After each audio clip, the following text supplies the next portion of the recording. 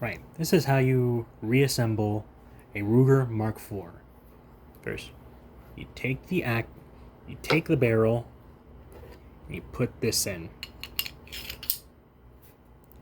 Then you reinsert it. You have to line up the clip.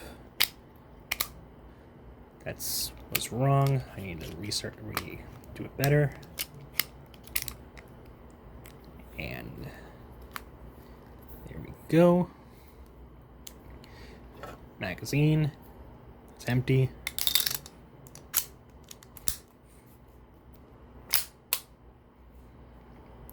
And that's how you reassemble a Ruger Mark IV.